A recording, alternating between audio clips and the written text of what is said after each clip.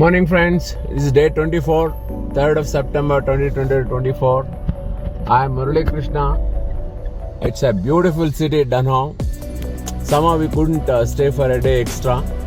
Somehow within that particular time itself, our organizers could able to cram the shows. Yesterday we had been to a cultural show in the evening, a music dance festival, live performance.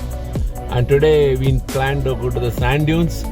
This is the Danang city is at the edge of the Gobi Desert. I think Gobi Desert you might have heard about.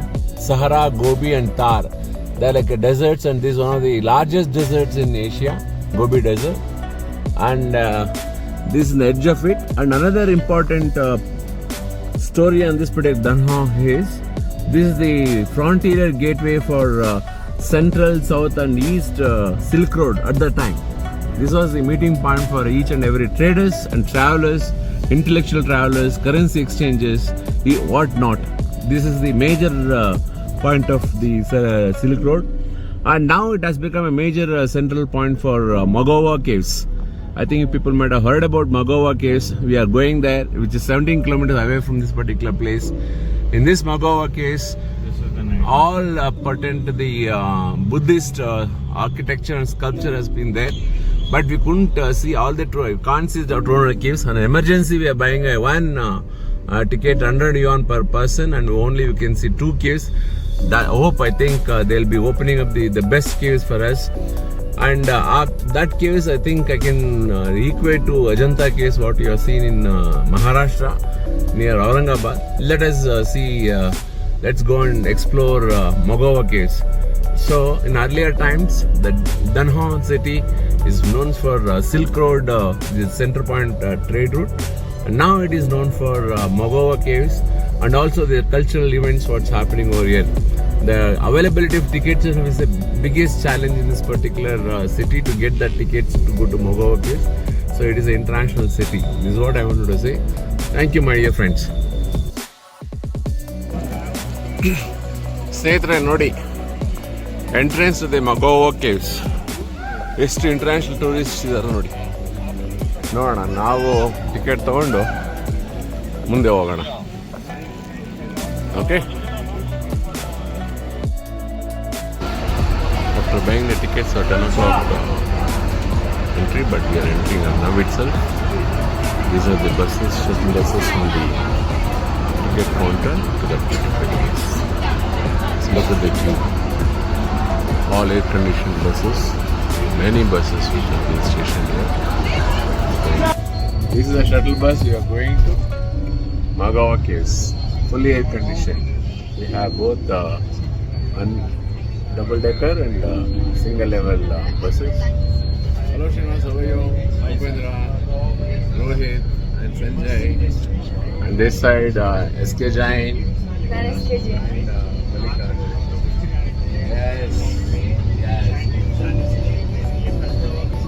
We're all going to Magowa Caves. As I said, this 3rd and 4th century BC construction of cave temples, similar to Ajanta, I believe. Let me go and explore.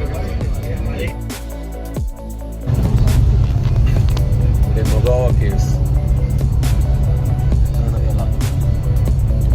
ಈ ನದಿ ಪಕ್ಕದಲ್ಲೇ ಇದೆ ನೋಡಿ.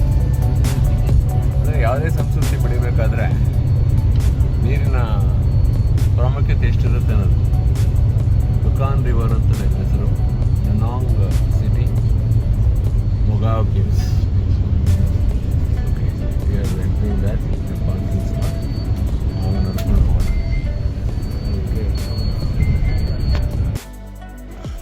ನೋಡಿ, ಆಗಲೇ ಹೇಳಿದಾಗೆ ನದಿ ಹರಿತಾ ಇದೆ. ಪಕ್ಕದಲ್ಲೇ ಕೇವ್ಸ್ ಇದೆ ನೋಡಿ. ನಾವು ಆ ಕಡೆ ಅಲ್ಲಿಗೆ ಹೋಗ್ತಾ ಇದ್ದೀವಿ. ಇದು ಯುನೆಸ್ಕೋ ಹೆರಿಟೇಜ್ ಲಿಸ್ಟಲ್ಲಿ ಇದೆ. ಓಕೆ, ಸೊ ನದಿ ಪಾತ್ರ ಎಲ್ಲೆಲ್ಲಿದೆ ಅಲ್ಲೆಲ್ಲ ಏನು ಹೇಳ್ತಾರೆ, ಸಿವಿಲೈಸೇಷನ್, ನಾಗರಿಕತೆ ಬೆಳೆದಿರುತ್ತೆ.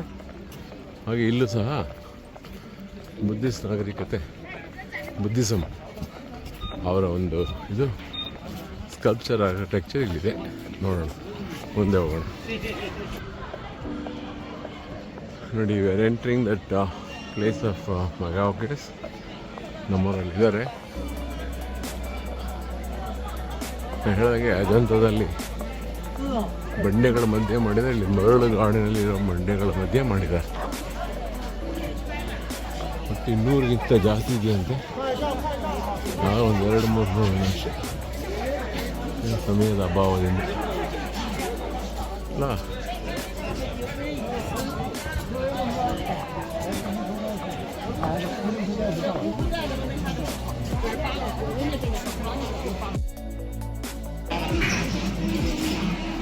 Look at the paintings. This is the main. This is what you can see in the Wikipedia or any images of Goa. So here we are going. The carvings. It's all rock cut caves.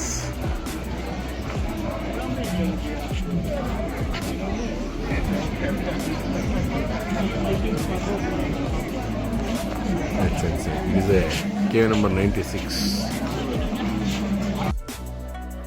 ಒಳಗಡೆ ಎಲ್ಲ camera ತೊಗೊಳಕ್ಕೆ ಬಿಡೋದಿಲ್ಲ. ಇಲ್ಲೇ ಇರೋ paintings ಎಲ್ಲ ನೋಡಿ, ಎಲ್ಲ Buddhism ಬಗ್ಗೆ, ಎಲ್ಲ 3 ಅಥವಾ 4ನೇ ಸೆಂಚುರಿ BC ಮಾಡಿರೋದು. ಇದು ಕೇವ್ ನಂಬರ್ 96 ನೋಡಿ. ಹೊರಗಡೆಯಿಂದ ಕೇವ್ 96 ಒಳಗಡೆ ಬುದ್ಧನ ದೊಡ್ಡ ಪ್ರತಿಮೆ ಇದೆ. ನೋಡ್ಲಿಕ್ಕೆ 2 ಕಣ್ಣು ಸಾಲದು. So amazing. ಇಷ್ಟು ಹೈಟ್ ಇದೆ, ಅಷ್ಟು ಹೈಟ್ ಇದೆ ಬುದ್ಧನ ವಿಗ್ರಹ ಕೂತಿರೋದು. ತುಂಬ ಚೆನ್ನಾಗಿದೆ.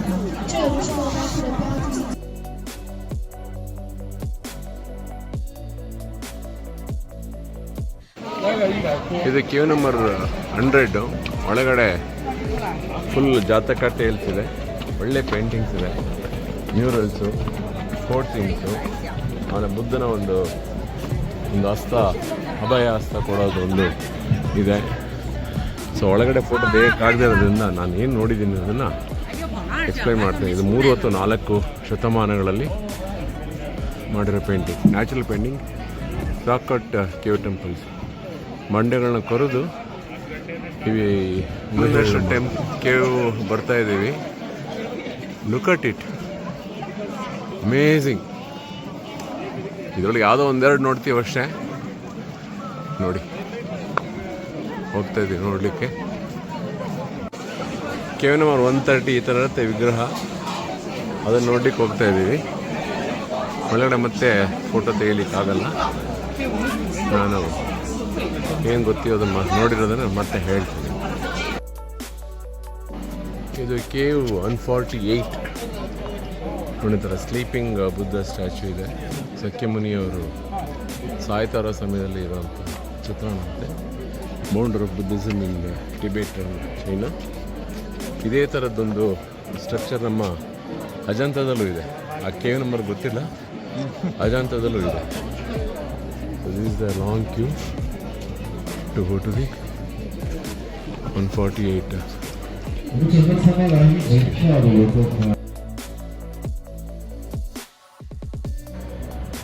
ನಮಸ್ತೆ ಗೆಳೆಯರೇ, ಇದೇ ಹೋಟೆಲ್ ನಾವು ಉಳ್ಕೊಂಡಿದ್ದು, THW ಹೋಟೆಲ್ ಅಂತ.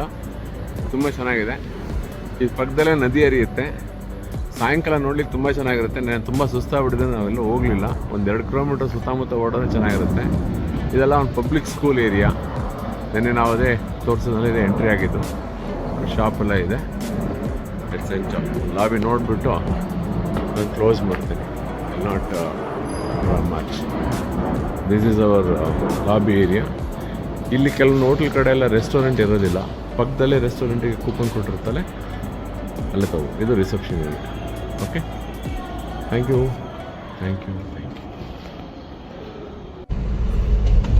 ಸ್ನೇಹಿತರೆ, ನಾವೀಗ Da Nang beautiful city.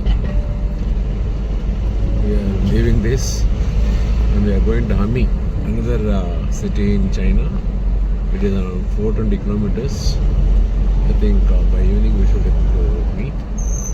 We got little late because of we scheduled to leave at 11. We are leaving around midday.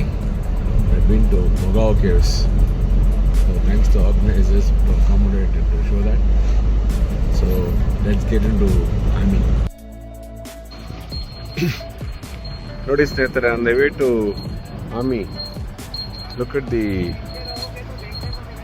camel population just in side of the highway.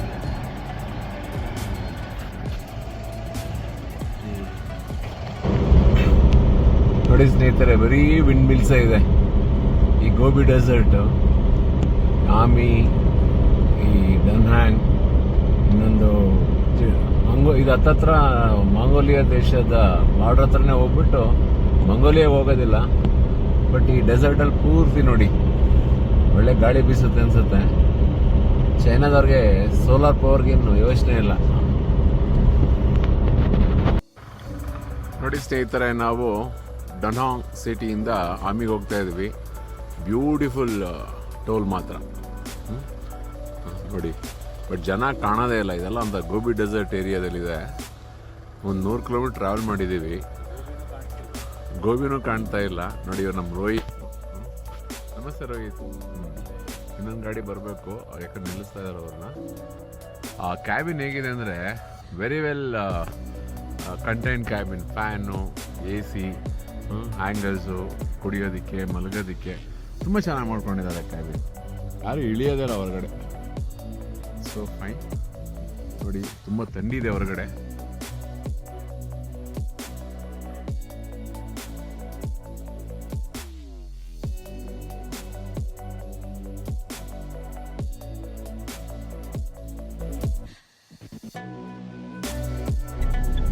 ಸ್ನೇಹಿತರೆ, ಇನ್ನೊಂದು 13 ಕಿಲೋಮೀಟ್ರ್ ಇದೆ ನಮ್ಮ ಆಮಿಗೆ ಹೋಗೋದಕ್ಕೆ. ಅನ್ನೋದು ಲಾಸ್ಟ್ ಲೆಗ್. ಒಬ್ಬರಿಗೆ ಕಾಯ್ತಾ ಇದ್ದೀವಿ ಅಷ್ಟೇ. ಲೇನ್ ಚೇಂಜ್ ಆಗ್ತಾ ಇರೋದ್ರಿಂದ ಒಬ್ರಿಗೆ ಗೊತ್ತಾಗೋದಿಲ್ಲ ಅಂದ್ಬಿಟ್ಟು ಇಲ್ಲಿ ಕಾಯ್ತಾ ಇದ್ದೀವಿ. ಅವ್ರು ಬಂದ ತಕ್ಷಣ ನಾವು ಹೊರಟ್ಬಿಡ್ತೇವೆ. Okay, thank you. We are entering the Ami city. Just see the street lights, how nicely the same kind of street lights are there in all China, wherever we have traveled as of now. Just I wanted to tell this. ನಮಸ್ತೆ ಸ್ನೇಹಿತರೆ, ನಾವು ಈಗ ಆಮಿ ಸಿಟಿಗೆ ಬಂದಿದ್ದೀವಿ. ಈ ಹೋಟ್ಲಲ್ಲಿ ಉಳ್ಕೊಳ್ತಾ ಇದ್ದೀವಿ. ಯಾವುದಂದ್ರೆ ಉಹಾಜಿನ್ ಹೋಟೆಲ್. ಉಹಾಜಿನ್ ಹೋಟೆಲ್ನಲ್ಲಿ ಉಳ್ಕೊಳ್ತಾ ಇದ್ದೀವಿ. ಹೆಚ್ಚು ಕಡಿಮೆ ಈ ಸಿಟಿನಲ್ಲಿ ಎಲ್ಲ ಇದೇ ಥರ ಲೈಟಿಂಗ್ ಇದೆ.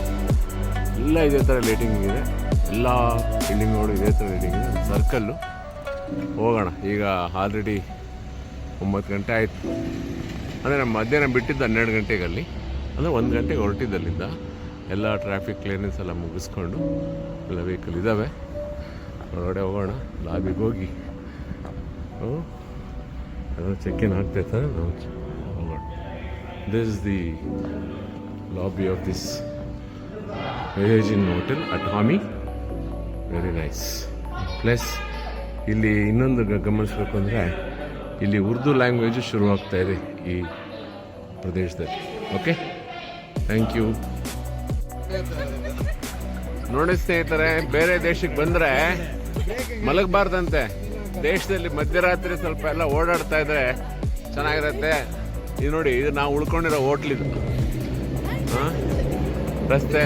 ಒಂದು 5 ಜನ ಊಟ ಆದ್ಮೇಲೆ ಹೊರಗಡೆ ಒಂದು ವಾಕಿಂಗ್ ಮಾಡ್ತಾ ಇದ್ದೀವಿ. ಎಲ್ಲ ವಾಕಿಂಗ್ ಮಾಡ್ತಾ ಇರೋ ಜಾಗ ಅಂದರೆ ಸೈಕ್ಲಿಂಗ್ ಹೋಗ್ತಾರಲ್ಲ ಆ ಜಾಗ. ಈ ಬೈಕ್ ಹೋಗೋ ಜಾಗದಲ್ಲಿ ಹೋಗ್ತಾ ಇದ್ದೀವಿ. ಮಧ್ಯ ರಸ್ತೆ ನೋಡಿ. ಇನ್ನೂ ಈ ಸಿಟಿ ಮಲಗಿಲ್ಲ, ನಗರ ಇನ್ನೂ ಮಲಗಿಲ್ಲ. It still it is alive.